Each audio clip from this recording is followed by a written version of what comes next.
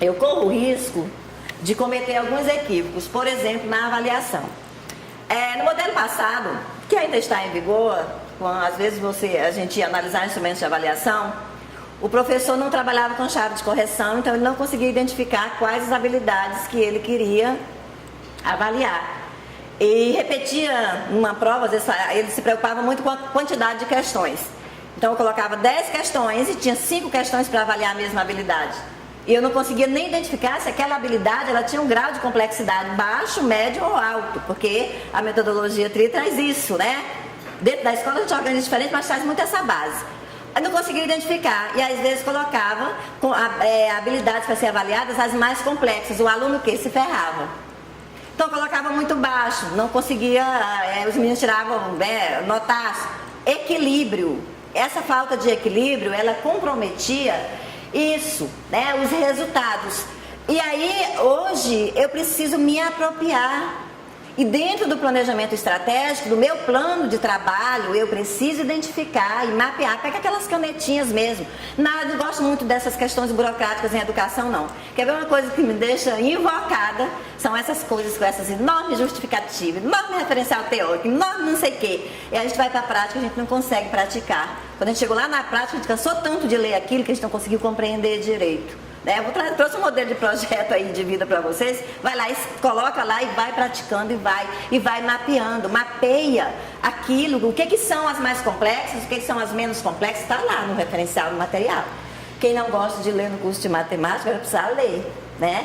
Mas não se preocupe, dentro desse meu trabalho, eu tenho nas redes sociais, eu tenho grupos de WhatsApp, eu tenho 6 grupos de WhatsApp. Cada aproximadamente 155 pessoas em cada grupo, que eu tenho o Descomplica BNCC em áudio, onde eu posto lá, postei a BNCC todinha. Eu facilito tudo, né? O camarada, eu digo, você não gosta de ler? Não. Você gosta de desenhar também? Não. Você ouve e ouça, então pega aqui, escuta a BNCC. Tá em áudio, né? Então a gente vai criando alternativas e possibilidades para que as pessoas participem. É totalmente gratuito. Depois eu vou deixar o endereço, se vocês quiserem entrar lá, fiquem à vontade. E nós temos também uma página no Facebook, que é o Descomplica BNCC, onde eu coloco lá vários materiais sobre a BNCC, vídeos e outros materiais para complementar, porque essa fala é uma fala muito suficiente para o que realmente precisa, ok? Aí vem o ensino médio, a mesma coisa, né? Primeiro par de letras, o primeiro par de números, o segundo par de letras, que indica aqui, ó, indica a área, 3 letras, ou o componente curricular, 2 letras. E aí vem, né, a linguagem, o último par de números indica a posição da habilidade na numeração sequencial ou do bloco lá de organização. Isso está escrito, você só precisa olhar, ler, que você vai conseguir absorver essas informações. Vai facilitar. É simples, mas às vezes não é muito fácil a gente buscar essa compreensão, porque você tem sempre que estar indo, vindo, relacionando, buscando, trazendo, comparando, olhando, vendo se está lá em cima, vendo se está lá embaixo, onde se enquadra, e isso demanda às vezes uma certa dificuldade. E aí vem a articulação entre as áreas do conhecimento. Como eu faço essa articulação? Aí eu vou lançar mão de várias ferramentas, vários recursos, laboratórios, incubadoras, observatórios, núcleos de estudo, oficinas, clubes, núcleos de criação artística. A gente não cria arte só lá na arte, a gente faz arte e matemática também, né?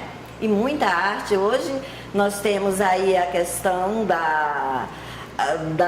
dos conteúdos lá, da questão digital, que o aluno precisa dominar, como utilizar essa ferramenta que é o computador para se apropriar de alguns conhecimentos. E tem as competências gerais da BNCC.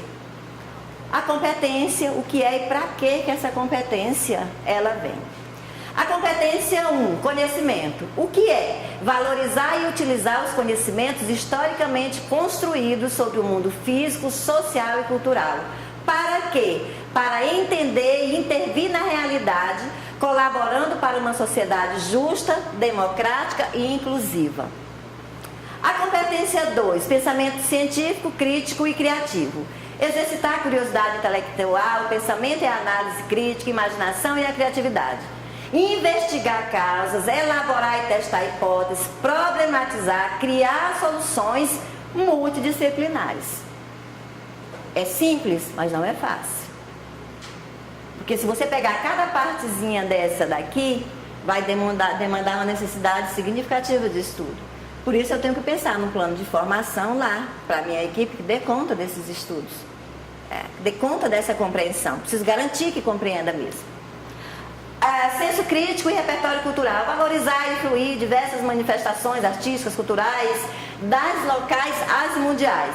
Participar de práticas diversificadas de produção artística, ver a comunicação, utilizar conhecimentos, para quê? Expressar-se, partilhar informações, ideias e sentimentos. Expressar-se e partilhar não quer dizer que as pessoas terão que concordar totalmente com aquilo que eu partilho. Eu tenho que respeitar também o posicionamento do outro, a opinião do outro. Eu preciso entender que o outro vai trazer informações e pensamentos e ideias que são diferentes da minha. Mas o que eu vou fazer com isso? Aí eu vou demandar o meu tempo todo questionando o que o outro está pensando? Que tal pegar isso e aprofundar os meus conhecimentos e defender a minha ideia de uma maneira madura, profissionalmente e emocionalmente também? São possibilidades. Tá? A comunicação, A cultura digital, compreender e utilizar tecnologias digitais de informação e comunicação de forma crítica. Aqui entra, gente, a questão da ética digital. Como eu me movimento nesse mundo digital? O que eu coloco? O que eu trago? Qual é o meu posicionamento em todos os aspectos? Não estou falando só de escrever. Às vezes é uma foto. Eu fiz um trabalho com uma escola, a gente sempre conta o milagre, mas não conta o santo. E era muito interessante. A diretora, ela era uma moça muito bonita, né? E na foto dela lá, do perfil dela, ela estava muito sensual, né? Com aquela foto assim, com isso aqui tudo de fora. E de vez em quando os alunos de ensino médio, professores faziam alguma observação que ela se sentia ofendida. E ela foi até a ouvidoria para questionar, dizer que ela estava sendo ofendida, né, com alguns posicionamentos. Mas quando a gente foi olhar, às vezes as nossas atitudes, elas levam a determinados posicionamentos do outro. Quando a gente trabalha em educação, a gente traz logo um outro sobrenome. Ângela da educação, Ed da educação, Ronaldo da educação, todos da educação. A gente começa a trazer. E o que é educação para mim? Aqui eu não estou falando só de ser professor, de ser educador. Quais são os valores? Mas para mim é bom sensualizar, é o que eu acredito, é o que eu defendo. Tudo bem, então não questiona. Se aquilo é o que tu acredita, aí é que entra o respeito. Se é o que eu acredito, é o que eu quero, é o que eu acho que é o correto, eu não posso questionar. O que acontece às vezes é que a gente defende um determinado procedimento, um determinado valor, uma determinada forma de ser, mas a gente questiona quando aquilo vem pra gente, porque a gente não concorda. Aí entram as incoerências pedagógicas, as incoerências humanas e as percepções equivocadas de quem você realmente é. Porque você não sabe direito nem se você defende, ou se você concorda, ou se você discorda daquele posicionamento de mundo. E isso a gente precisa ter clareza para poder se movimentar adequadamente nesse mundo. A autogestão, valorizar e compreender a diversidade de saberes, para quê? Para fazer melhores escolhas com liberdade, autonomia, responsabilidade e consciência crítica. Autonomia para mim. Quando eu demarco meu posicionamento do mundo, eu sei quem sou, o que eu quero, o que eu gosto, o que eu defendo, eu me posiciono nesse mundo, as pessoas vão precisar respeitar o meu posicionamento do mundo, porque ele está demarcado ali. Só que às vezes a gente fica meio que assim, né? A gente não sabe se vai, não sabe se não vai. Argumentação, formular, negociar, argumentar com base em dados e informações confiáveis. A gente volta de novo lá na ética digital, na questão da tecnologia lá, digital. É preciso ter cuidado com aquilo que você vai levar, que você vai dizer do outro. Às vezes é uma percepção que você tem, que com seus valores você transformou na sua percepção, aí você leva. Quarta-feira agora eu fui com meu tio lá no Senadinho. Toda vez que eu venho aqui ele me leva lá, porque eu faço dança de salão, eu gosto muito de dançar, e ele me leva lá. E aí ele foi dançar com uma senhorinha. Aí a senhorinha chegou para ele e contou um segredo que a outra senhorinha tinha contado para ele. Aí ele chegou para mim e disse, eu vou te contar um segredo. Eu falei, não conta, porque se você contar não é segredo. Já deixou de ser segredo quando a senhorinha contou para um e a outra contou para outra. E às vezes as nossas atitudes, elas são muito contrárias àquilo que nós defendemos. Nós precisamos alinhar para ter esse posicionamento. A gente precisa saber o que realmente é importante para a gente e defender o que é importante e significativo para a gente, porque a gente tem conhecimento de causa. O autoconhecimento e autocuidado, aqui é que nós vamos focar mais para baixo ali, né? Conhecer, se apreciar, se reconhecer suas emoções e a dos outros, ter autocrítica, cuidar da saúde física e emocional, lidar com as suas emoções e com a pressão do grupo. Nós vivemos sociedade. E quando nós nos posicionamos no mundo, nós temos as opiniões contrárias. E as pessoas vão manifestar, e é bom que elas se manifestem, porque a minha opinião não pode ser a única que vale. Mas como eu vou lidar com isso? Qual vai ser a minha postura? Eu vou chutar o balde, aí eu vou arrancar minha unha, vai doer.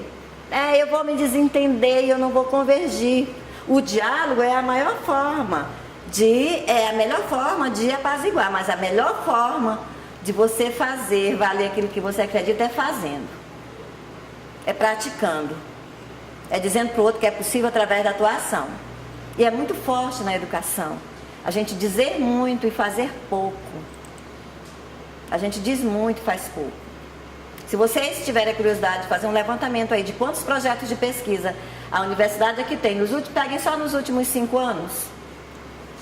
E verifiquem quantos desses projetos, eu estou falando aqui porque o recorte é aqui, mas quando é na escola, o recorte é na escola, com as ações da escola. Quantos desses projetos efetivamente trouxeram transformações para a sociedade, para a comunidade, em torno, pelo menos em torno? A gente se surpreende. A gente se surpreende com algumas questões. A empatia e cooperação, a autonomia, agir pessoal e coletivamente, para aqui a empatia e a cooperação fazer se respeitar e promover o respeito ao outro. Volta novamente para aquilo. Quando você se define, as pessoas te respeitam pelo que você pensa, porque você tem argumento, você defende a sua ideia e você às vezes cede, porque se colocar no lugar do outro também é isso. Você às vezes, aí vem o ego, quando você trabalha o ego, porque às vezes você traz uma proposição, você naquele momento acha que é verdade, mas quando o outro vem, eu não sei se já aconteceu com vocês, o outro vem e você está convencido internamente que o outro está com razão, mas você está ali fora com o pé duro, porque eu não vou dar meu braço a torcer, porque o que vão pensar de mim, né? Aí às vezes você fica martelando naquela ideia que até mesmo você sabe que não é verdade. Isso eu vivenciei muito quando eu trabalhava com alfabetização, né? Porque veio o construtivismo, aí a gente tinha que trabalhar o método lá, né, com o construtivismo, que era a partir da realidade do aluno, trazer tudo. E às vezes as coordenadoras pedagógicas tinham nas gavetinhas delas, né, o método fônico, silábico, alfabético lá. Que o aluno, aí elas diziam assim, aquela professora tal conseguiu fazer com que os alunos delas avançassem, porque elas usavam isso aqui, mas os outros usavam. Então, vocês conseguem compreender o que eu estou dizendo? Assim, não acreditava. Se você não acredita, você não coloca para rodar.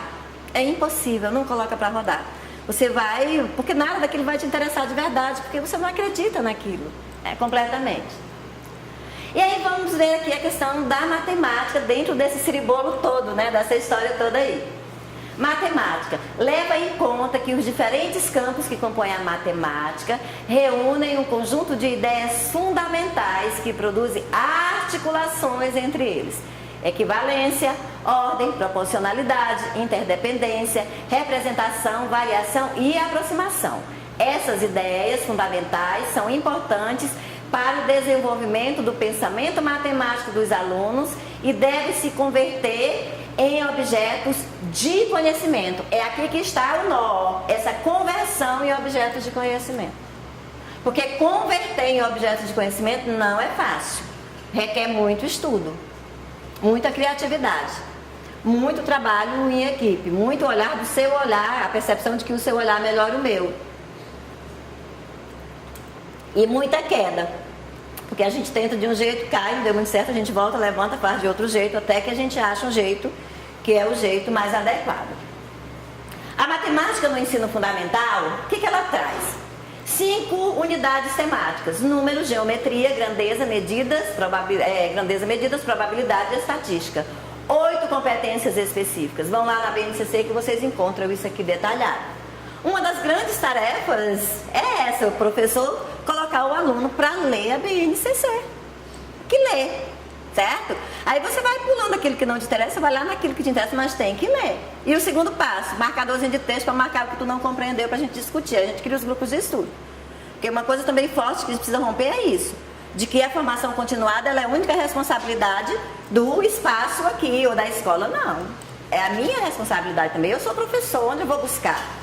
Onde eu vou ampliar? Eu vou precisar esperar que a minha equipe traga algo para eu desenvolver uma habilidade que eu sei que eu preciso para fazer o meu trabalho? Autonomia lá, né? Então a gente precisa pensar nisso também. Os principais pontos aqui no ensino fundamental: a alfabetização, segundo, hoje já vi pelas redes sociais que vai ser terceiro ano, né? Mas se for terceiro ano se mudou, incluindo a alfabetização matemática. Nós não fomos preparados para alfabetizar os nossos alunos matematicamente. Vamos ter que aprender. O que é alfabetização matemática? Precisamos descobrir, precisamos decidir dentro do nosso currículo, no nosso espaço geográfico ali, o que é a alfabetização matemática para nós, e vamos trabalhar nessa perspectiva. Estrutura os objetos do conhecimento em unidade temática, já falamos. Objeto de conhecimento, porcentagens, totalmente vinculada com a educação financeira e com a unidade temática números. Então ela vem para cá, é um dos pontos também. A álgebra, ela se torna uma unidade temática. O trabalho com a incerteza e tratamento de dados contemplados nos anos iniciais do ensino fundamental. Desde os pequenininhos já precisa trabalhar isso aqui. E aqui, o software de geometria dinâmica, né, que é construir e manipular objetos geométricos na tela do computador. Traz isso aqui como os principais pontos no ensino fundamental dentro da área de matemática. Ouvindo assim, a gente pensa, não, mas é tão pouca coisa, mas quando você vai detalhar, cada ponto desse, ele requer um entendimento complexo para você poder trazer isso e aplicar, construir uma prática que chegue ao outro e o outro compreenda aquilo que você está dizendo. No ensino médio, ampliação e aprofundamento das aprendizagens essenciais trabalhadas até o 9º ano. O que já era posto. E não acontecia. A gente sempre teve muita dificuldade em garantir isso. Até os sistemas de ensino, às vezes, quando você pegava os sistemas de ensino, pegava os livros didáticos, eles traziam conteúdos novos para o ensino médio, porque a gente não conseguia garantir no ensino médio essa revisão, que era o que a legislação trazia. E agora nós precisamos garantir. Aproveitar o potencial já construído, reflexão é a reflexão e a abstração daquilo que já foi construído, e traz 5 competências específicas que vocês vão encontrar lá também detalhadamente quais são as 5 competências específicas. Dúvidas? Tudo bem? Ronaldo, tranquilo? Ed, tranquilo? Eles são assim, quietinhos sempre, é? Sempre. Eu acho que sou eu que estou intimidando eles. É o meu óculos? Eu tiro. É? Tranquilo, gente? Então falei bem alto, tranquilo, que é para movimentar, né? O pessoal vai pensar que estou botando vocês de castigo, né? Aqui, todo mundo tão silencioso. Então vamos combinar o seguinte: quando eles estiverem conversando muito na sala, vocês me chamam, eu sento na academia e fico só ali, né?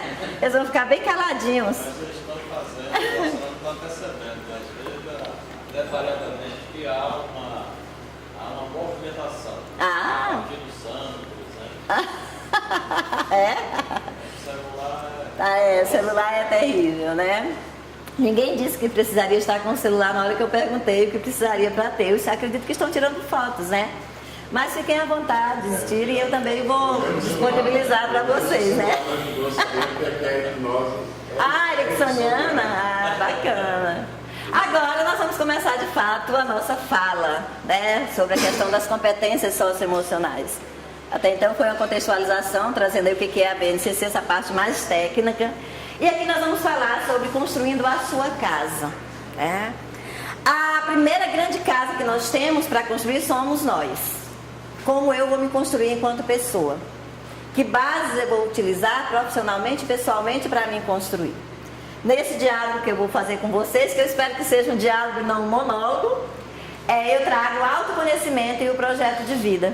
E aqui eu trago, olha gente, cuidando de quem cuida do futuro. No caso de vocês, até fiz uma postagem no Face, no Instagram, cuidando de quem cuidará do futuro. Só que tem alguns aqui que já cuidam do futuro. Nós precisamos cuidar um dos outros dentro do campo da educação. Nós precisamos ajudar as pessoas que querem estar na educação a serem bons profissionais, a serem boas pessoas, a gerar resultado. Nós precisamos romper com algumas imaturidades humanas e profissionais e pessoais. isso a BNCC traz com bastante propriedade, quando ela diz que te resolve emocionalmente, constrói teu projeto de vida, aprende a aprender para tu poder ajudar as pessoas que tu se dispõe a ajudar, que no caso nós chamamos de alunos, né? Aquelas pessoas que vêm em busca desse conhecimento. E aqui eu vou passar um vídeo rapidinho para vocês, que é para descansar um pouquinho a voz, né? Se alguém já assistiu, assiste de novo com outro olhar. Quem não assistiu...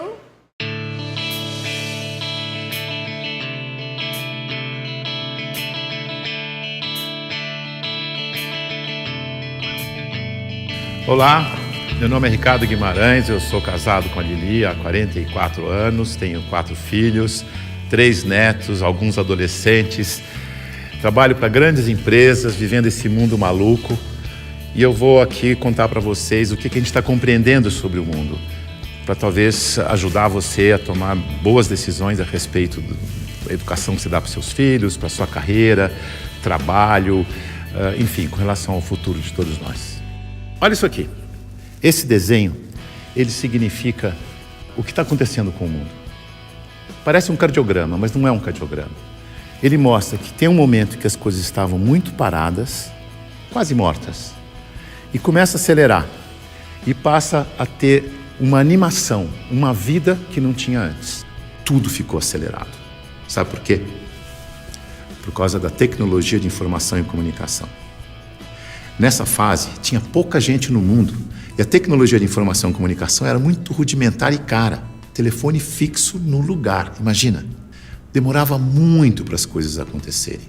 O cenário era estável, quase parado, lento, previsível, controlável, simples. Acontecia uma coisa de cada vez. Nessa fase, criamos instituições com hierarquias poderosas que controlavam o mundo. E nós nos sentíamos muito seguros, porque tudo permanecia igual por muito tempo. O indivíduo se submetia ao grupo, abria a mão da sua individualidade, aprendia a regra do jogo e a vida seguia em frente. Isso deu certo por um bom tempo. Aí, com mais gente no mundo e com uma tecnologia de informação e comunicação mais poderosa e mais barata, todo mundo tomando decisão o tempo todo, numa velocidade absurda, o mundo começou a ficar instável, dinâmico, rápido, imprevisível, transparente, fora de controle, complexo. E nessa dinâmica toda, além da instituição, surge um novo personagem muito poderoso. O indivíduo conectado em rede, que acessa tudo e a todos o tempo todo.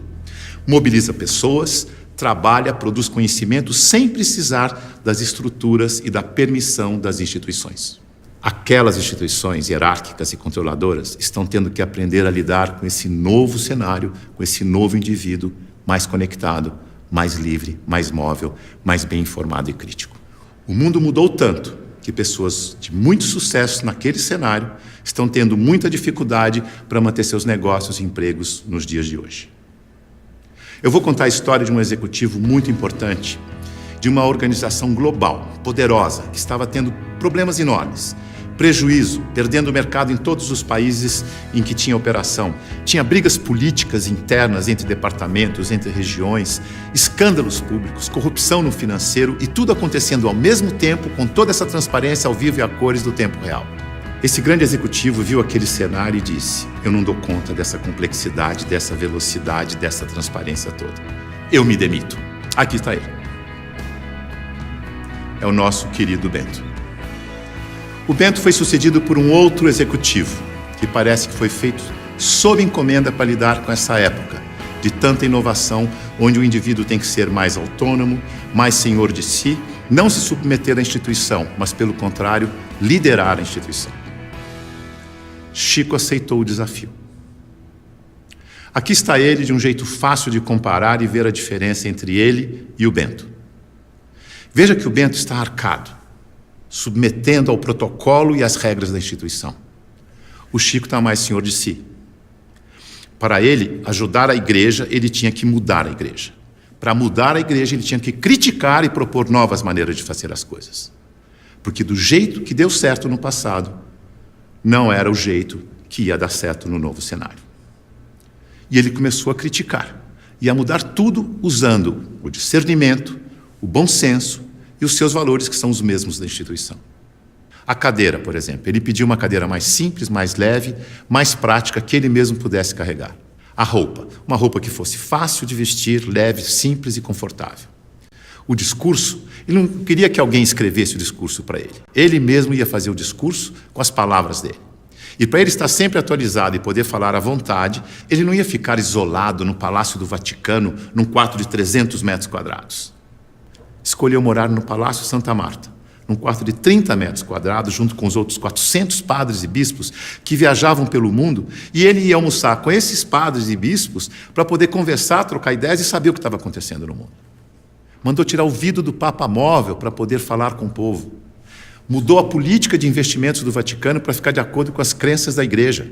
Isto é, investir em empresas que prezam os valores cristãos, porque se a política de investimento não estiver de acordo com as crenças da Igreja, como é que ele ia ter credibilidade quando ele fosse vender a fé da sua Igreja? Veja que ele está colocando em prática o seu discernimento para mudar tudo na instituição, da cadeira aos investimentos. Ele busca simplicidade, praticidade, economia, agilidade, leveza e consistência. O Chico é um bom exemplo de sucesso neste novo cenário. A mudança é tão grande que os historiadores dizem que está terminando a sociedade industrial e está começando a sociedade do conhecimento, a sociedade em rede, a sociedade do indivíduo conectado em rede. É uma época de transição e nós estamos aqui, exatamente no meio dessa transição. Veja o que está acontecendo. Neste ambiente estático, estável, a boa empresa funcionava como um relógio, uma engrenagem sem vida, isolada do ambiente, tic-tac, tic-tac, tic-tac, onde o empregado era uma peça da engrenagem. O futuro era igual ao passado. Na medida em que o ambiente foi ficando mais mutante, mais veloz, novidade a toda hora, imprevisível, a empresa tem que se atualizar, aprender e evoluir o tempo todo para não desaparecer. Não é mais conservar, mas é adaptar-se, aprender, evoluir. Não pode ser um relógio que se repete eternamente igual, mas um sistema vivo, aberto, interativo, que aprende e evolui sem parar. E as pessoas não podem ser peças de engrenagem que se repetem sem pensar. Tem que ser células vivas, sensíveis, críticas, interativas, que trocam ideias, sugerem soluções, como o Chico. A boa notícia é que a gente sabe gerenciar muito bem os sistemas vivos. Sabe por quê? Porque nós somos sistemas vivos. Somos feitos de sistemas. Sistema respiratório, sistema endócrino, sistema ósseo, sistema digestivo. Sistema é um conjunto de elementos que trabalham de forma interdependente com um propósito comum. Como o nosso corpo. O ponto mais importante para a saúde do nosso corpo é a interdependência. Veja no seu próprio corpo. Nossos órgãos trabalham de forma interdependente, sempre em busca do equilíbrio do corpo. Esse é o propósito. Se um órgão declara independência, e isso se chama câncer, o corpo entra em colapso. A integração entre os órgãos desaparece. A energia do corpo se esvai, não consegue mais interagir com o ambiente nem reagir aos estímulos. Como sistema aberto, ele vai sucumbir ao cenário. Então, se você quer trabalhar numa empresa de sucesso neste cenário, ajude a funcionar como um sistema vivo aberto. Você sabe, porque você é um sistema vivo aberto. Mas aqui vão algumas dicas para ajudar. Use o seu discernimento, seu bom senso e intuição. Confie em você. Promova a integração e a interação, onde você estiver. Seja sensível a informações relevantes para aperfeiçoar seu trabalho e a empresa. E o mais importante de tudo, reconheça que a realidade é interdependente. E por isso precisa da participação de cada um e de todos para resolver os seus problemas.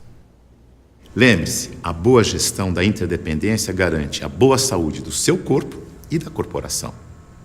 Mais uma dica, não deixe as pessoas confundirem autonomia com independência. Autonomia significa que você tem consciência de que faz parte de um todo maior e por isso você pode falar pelo todo. Por isso pode ocupar cargos de responsabilidade na hierarquia. Independência é quando você não se reconhece como parte do todo e olha só para a sua parte, colocando o todo do sistema em risco de colapso. Independência ou morte deu certo no século passado.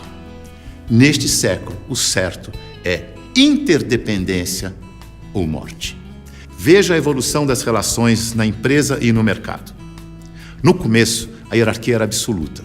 Poucos mandavam e todos obedeciam como crianças obedientes. Não tinha concorrente, mas precisava de canal para vender. Depois, a empresa cresce, a hierarquia permanece, mas as áreas passam a ter seus chefes. As crianças ficaram jovens e, como jovens, andam em tribos. Nós versus eles. As áreas competem o tempo todo porque precisam se afirmar como jovens. Essa é a fase da independência ou morte. No mercado, o concorrente aparece e obriga a empresa a olhar para o consumidor. Hoje, a competição continua, mas vai ter que conviver com a cooperação para sobreviver nesse mundo mais veloz e mutante, em que a interdependência fica cada vez mais importante. Temos que amadurecer como indivíduos e olhar para o nosso interesse pessoal e do todo ao mesmo tempo. O Papa Chico, quando falou do meio ambiente na sua encíclica, ele não falou com os cristãos apenas. Ele falou com todos que vivem neste planeta, que ele chamou de a nossa casa. É isso aí.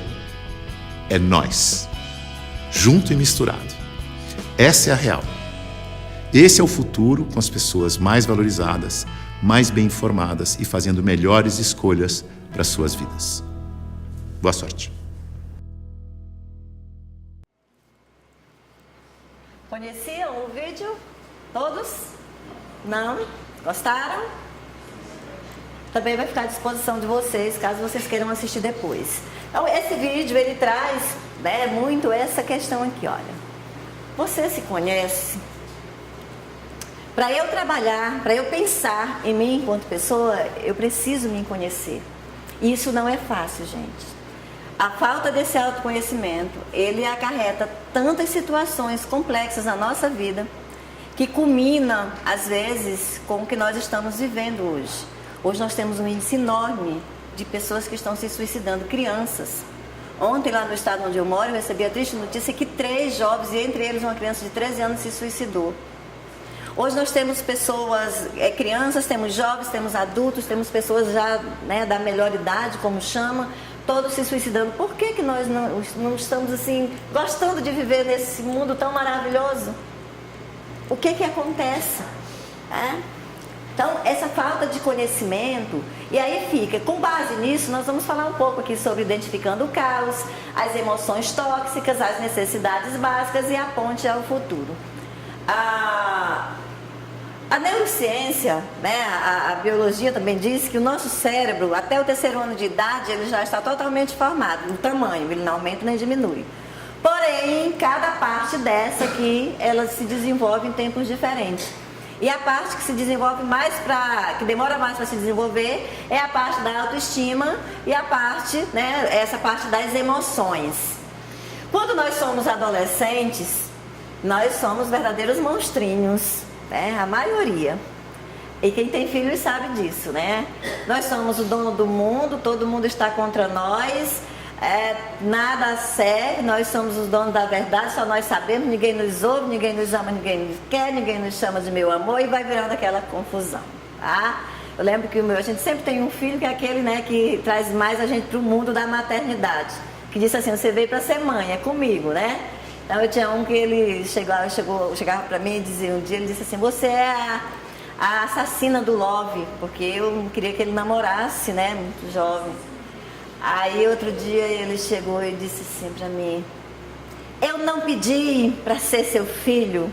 Eu falei, quem foi que disse, menino velho, que eu pedi pra ser tua mãe? E aí ele olhou assim, Então, essa fase, ela é uma fase muito complexa e interessante. Que se não for trabalhada, nós nos transformamos em verdadeiros monstrões. Sabe aqueles adultos egoístas? Claro que aqui não tem nenhuma assim, nem na Universidade Federal do Acre. Mas em algum lugar por aí deve ter. Aquelas pessoas que tudo tem que girar em torno delas, que só elas têm razão, que só elas sabem fazer, que só elas são cheirosas, que só elas podem, que só elas merecem. Esses são os verdadeiros monstrões. Quando nós falarmos aqui sobre as emoções tóxicas, talvez a gente identifique, mas eu não quero que a gente identifique o outro, eu quero que a gente identifique se a gente é. Porque a única pessoa capaz de corrigir isso somos nós mesmos. A gente usa um tempo danado olhando o outro e dizendo para o outro e apontando para o outro. Esquece o outro, cuida de ti. Porque quando você cuidar bem de você, você vai cuidando bem daquele espaço e as pessoas em torno de si, cada pessoa, olha, quantas pessoas tem aqui? Umas 30 pessoas, 40? Já pensou se cada um de nós cuidar bem de nós, tanto de gente que vai ter, né, bem cuidado e as pessoas que estão próximas da gente também vão ficando bem cuidadas, a gente vai criando um mundo melhor para viver. Tá? Então, aqui eu trago a Roda da Vida, é uma ferramenta de PNL, de coach também, mas eu começo aqui perguntando, qual a sua responsabilidade na desordem da qual você se queixa? E aí eu falo em todas as áreas, não apenas no aspecto profissional, na área profissional. Tá? Na Roda da Vida, eu trabalho com 7 áreas, 7 aspectos aqui para buscar o equilíbrio. Existem outros estudiosos que trabalham com outras áreas. Então aqui eu tenho a saúde, a carreira, o financeiro, o relacionamento íntimo, familiar, a espiritualidade e o lazer. Como eu tenho equilibrado isso na minha vida? Não esqueça que nós viemos ao mundo para sermos felizes, porque ser feliz, gente, é bom por demais. Quando a gente descobre que viver bem e ser feliz é bom, a gente não quer outra coisa. Como eu estou construindo essa minha vida? Está equilibrado? Eu estou inspirada naquele princípio do exemplo que eu dei anteriormente, do casal de professores que sofreu, né, aí a tragédia da vida e talvez não estivesse cuidando bem da sua alimentação quando levava macarrão com sardinha para comer. Eu chego na minha sala de aula e digo para os meus alunos que eles têm que cuidar da saúde, mas eu não faço atividade física, eu não me alimento direito, eu não tenho boas noites de sono, eu não tenho relações emocionais, como é que eu posso dizer para vocês, facilitadoras e harmônicas com as outras pessoas. Eu sou aquela pessoa que quando eu vou me aproximando, as pessoas falam, nossa senhora, a gente às vezes não fala, mas a gente já vem. Aí quando a pessoa se afasta no grupinho, a gente fala assim, nossa, eu fico tão, assim, desconfortável quando eu estou na presença de fulano. A gente às vezes não fala dessa forma delicada, né? Mas é assim que... Então, como é que eu sou vista pelas pessoas com as quais eu lido diariamente? Porque no meu trabalho, a gente lida diariamente com essas pessoas. E quando a gente não consegue ter essa relação harmônica, a gente traz como se fosse um peso. Às vezes chega no final do dia, você está com isso aqui tudo duro, tenso, pelas relações que você estabeleceu, pelas situações que foram potencializadas pela tua ação e às vezes até criada pela tua ação.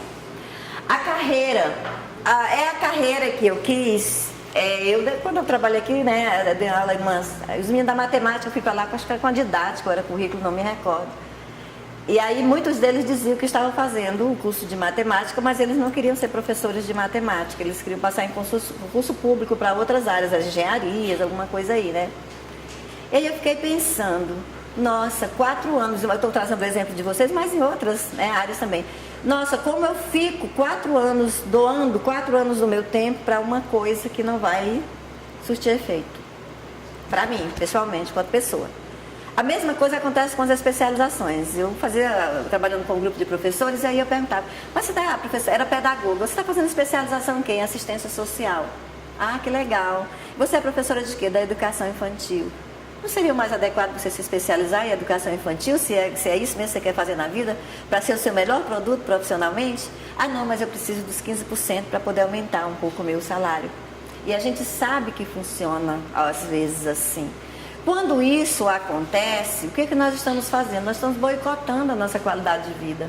Porque o mundo ele é maravilhoso e tem espaço para a gente fazer tudo aquilo que a gente quer e que a gente gosta.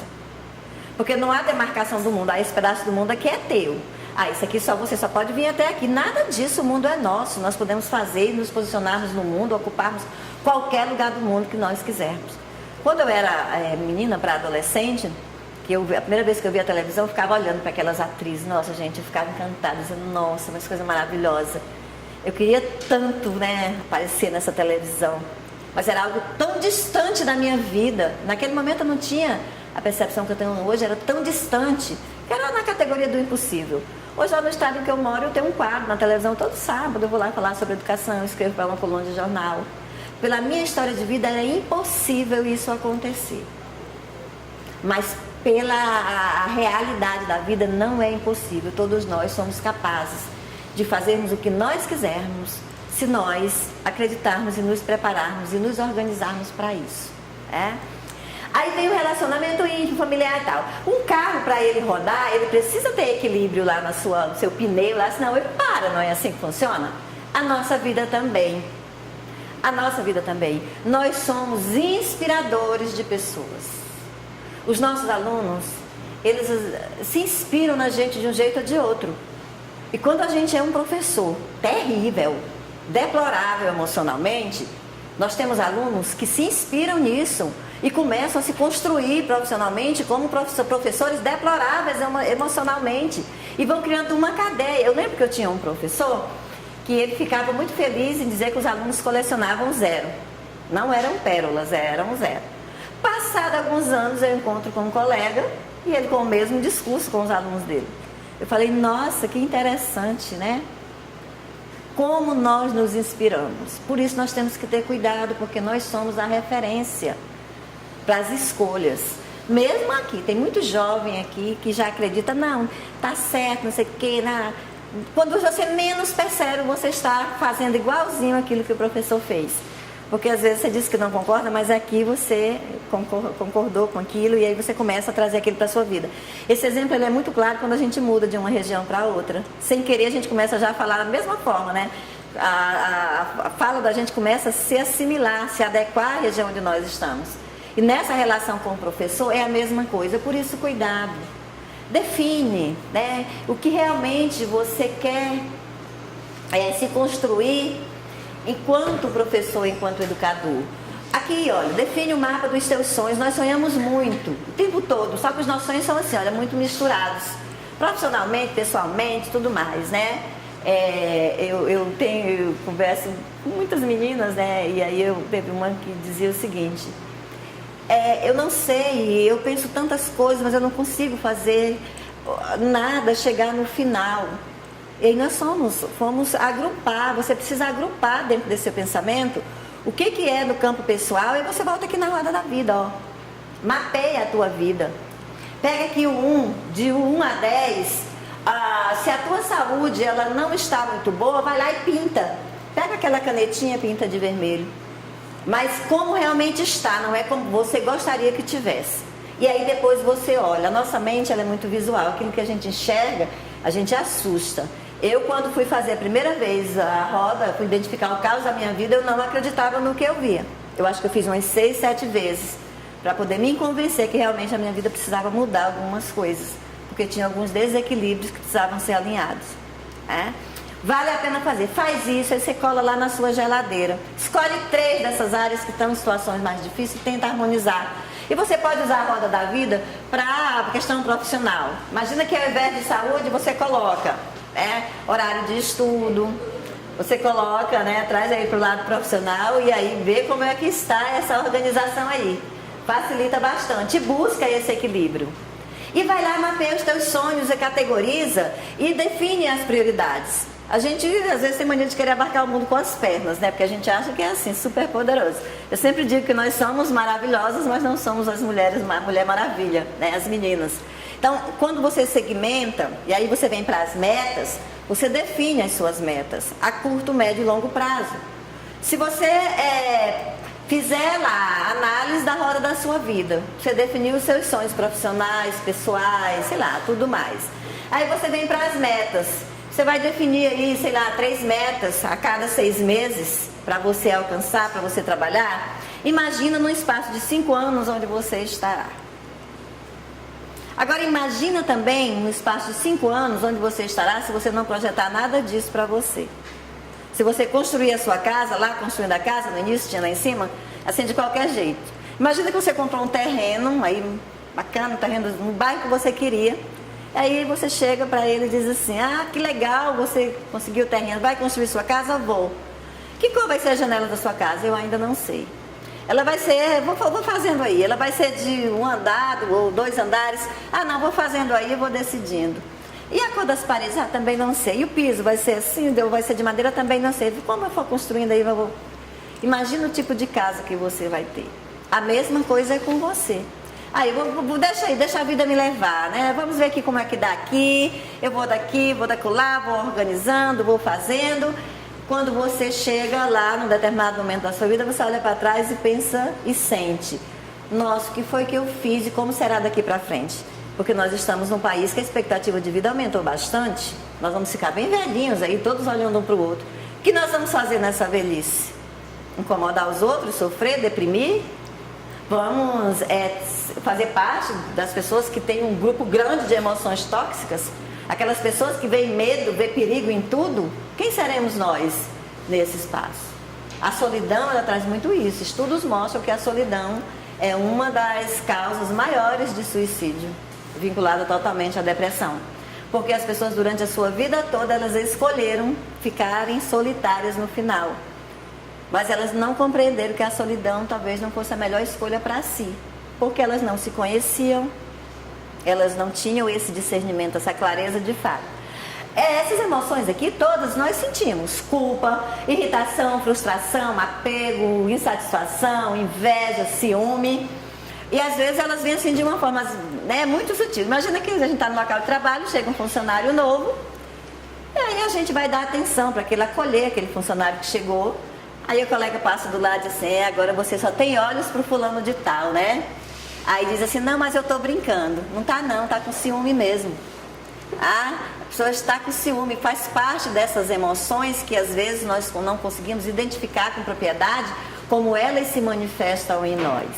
E aí vem as crenças sabotadoras. Eu não sou capaz, eu não posso, eu não consigo, não é para mim.